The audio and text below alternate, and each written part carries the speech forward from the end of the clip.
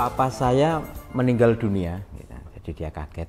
Sementara saya ini masih muda dan belum siap menggantikan Papa untuk mengasuh dan menghidupi adik-adik saya. Mohon nasihat Mbah Nun untuk saya. Itu persis yang kami alami, saya dan keluarga saya. Jadi ayah saya meninggal kecelakaan di Sidoarjo dalam keadaan kami sangat miskin dan punya hutang sangat banyak. Jadi bukan hanya mengatasi makan sehari-hari, tapi untuk bayar hutang juga mustahil. Sehingga kakak saya berhenti sekolah Fakultas Farmasi. Hanya Cak Fuad yang sudah sarjana Fakultas Adab YIN Sunan Kalijogo.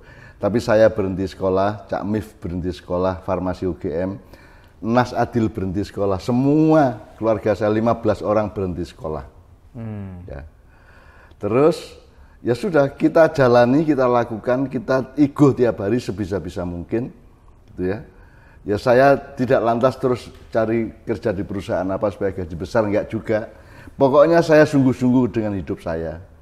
Saya ikhlas dengan apa yang Allah kasih pada saya dan saya percaya kepada kasih sayang Allah. Itu kan akhirnya kan hutangnya kami itu kan 3 lapis, satu yang Banyak. nek saiki mungkin 100.000, 200.000, lapis atasnya 1 juta, 2 juta, atas lagi 100 juta, 200 juta.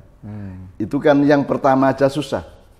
Yang level pertama yang 1.000, 2.000, 10.000, 20.000 aja susah. Untuk makan aja susah, sehingga ibu saya itu hidup hanya dengan tikar dan bantal satu ngeloni hamat. Ya. Terus semua sudah dijual, meja kursi, cagak, semua barang rumah itu sudah dijual, sampai dapurnya dibongkar untuk dijual kayunya.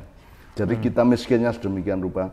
Dan Cak Mif, kakak saya, dari Fakultas Farmasi semester lupa, mungkin tingkat 3 gitu ya, tiba-tiba harus ke Menturo dan memimpin sekolahan.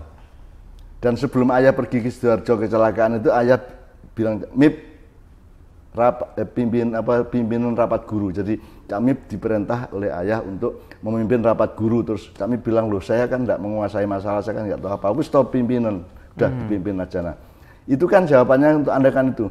Yeah. Kalau mau dielaborasi dan dianalisis kan nggak nyampe, nggak ketemu akurasinya. Tapi kan ayah bilang udah pimpinan iso masuk ke iso. Nah, dalam keluarga saya itu banyak gitu-gitunya, Hel. Jadi kita itu hidup dilimpahi Allah kasih sayang karena kita percaya betul. Misalnya Marquesot itu teman saya, agak lebih tua dikit dari saya. Itu sering ke rumah saya. Terus ayah saya selalu nyuruh dia. Misalnya ayah saya pulang bawa motor rongsokan, dinaikin becak apa dokar gitu ya. Terus Marquesot iki dandanono motor iki. Lho kula mboten saged. Ya, kalau saya nggak bisa, saya nggak punya pengalaman. Iso. Akhirnya di bawah Marquesot diutak-utak bisa. Terus ibu saya dulu sewaan manten dulu. Jadi orang mantenan terus bikin tempat itu pakai kembang-kembang, pakai tali-tali, terus pakai rias dan dekorasi manten. Iya. Nah, Marquesot sama ayah saya diminta, ewangan apa ibumu itu? Nggawe lampu sing kelip-kelip ngono lho.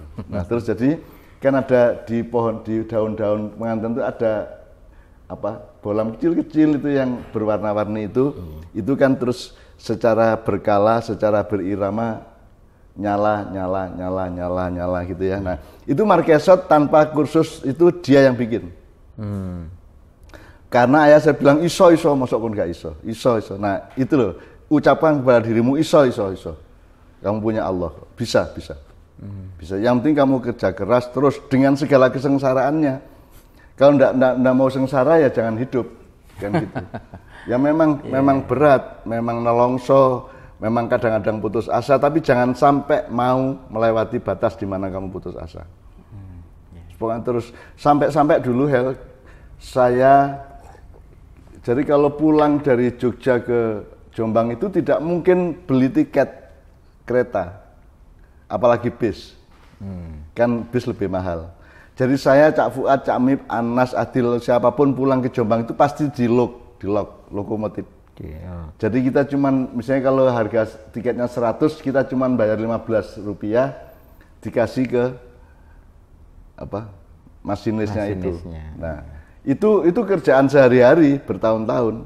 pokoknya numpak lok, jenenge numpak lok, jadi naik di lokomotif gitu ya. Dan itu kita bayar sedikit, nanti masinisnya ini biasanya orang baik-baik. Nanti dia dapat jatah makan siang, kita dikasih juga. Gitu. Cuman memang harus melindungi masinis ini jangan sampai ditangkap oleh Polsuska ya, polisi khusus untuk kereta api. Jadi kalau lokomotif ini lewat Solo, kami harus sembunyi di dalam mesin. Jadi masuk ke dalam mesin itu, di samping mesin yang panas itu, supaya tidak ketahuan bahwa ada orang. Nanti terutama lewat Madiun kan pusat PJKA.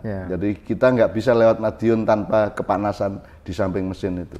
Nah terus termasuk Cak Fuad. Jangan lupa, jadi Cak Fuad itu ya pengalaman seperti itu. Jadi dan itu pun turun di Jombang, nanti saya sama Cak Fuad jalan kaki ke Menturo. 12 kilo itu jalan kaki sama Cak Fuad. Jadi jangan ngomong kemiskinan. Jangan ngomong hidup yang berat dan sengsara, karena kami mengalami semuanya sampai lebih dari itu semua. Dan tidak mungkin saya sering mengajak dulu anak-anak dinasti, anak-anak Kanjeng awal-awal itu untuk ke Jombang. Itu juga kalau ke sana itu turun bis di Peterongan, Jomblangan kata Nabi itu. Terus jalan kaki ke Menturo 5 km. Jalan kaki itu jam 2 malam, jam 3 malam. Dari stasiun ke Menturo? Enggak. Kalau naik bis itu kan turunnya di Jomblangan, Peterongan. Ya. Nah dari situ jalan kaki ke Menturo. Kenapa jalan kaki? Lah terus naik becak. Samping tidak punya duit untuk naik becak, nomor 2 diejek sama orang Menturo. Dapurane gak duit becak barang kan gitu kan. Jadi saya Cak Mip, Cak Fuad, Nas Adil itu mengalami itu semua. Gitu. Jadi kita tidak berani naik becak. Maka kalau pulang ya harus malam atau dini hari. Dengan korban kita lewat kuburan-kuburan yang menakutkan, tempat hantu-hantu yang menakutkan. Sampai-sampai Cak Nas itu, adik saya Nas itu mengajar di Krian yang jaraknya berapa ya? Sekitar 60 km dari Peterongan ya. Itu tiap hari. Nah pulang jam 8 malam sampai Peterongan atau jam 10 malam sampai Peterongan, dia pulang jalan kaki ke Menturo. Tiap hari. Dan dia sangat takut kepada hantu, padahal kita harus lewat bermacam-macam tempat yang banyak hantunya. Jadi sampai Cak Nas itu sambil jalan kaki, sampai kencing, sampai apa, sudah terbiasa. Sampai akhirnya tidak takut lagi sekarang. Sudah terbiasa dia, ketakutan. Sudah imun sekarang dia. Itu contoh aja bahwa sudah nomor 1 tawakal dan mantep-mantepnya hati Anda kepada kehidupan dan berbekal backingmu itu Allah, kan begitu. Dan jangan ngitung nasib berdasarkan kemauanmu, tapi hitungnya nasib berdasarkan kemauan Allah. Sebab kalau kemauanmu kan kamu tidak bisa jamin sendiri. Misalnya kamu punya motor kan kamu tidak bisa jamin untuk tidak hilang atau tidak terpaksa dijual karena bangkrut dan seterusnya. Tapi kalau yang jamin Allah kan beres. Nah jadi sekarang jaminannya itu Allah.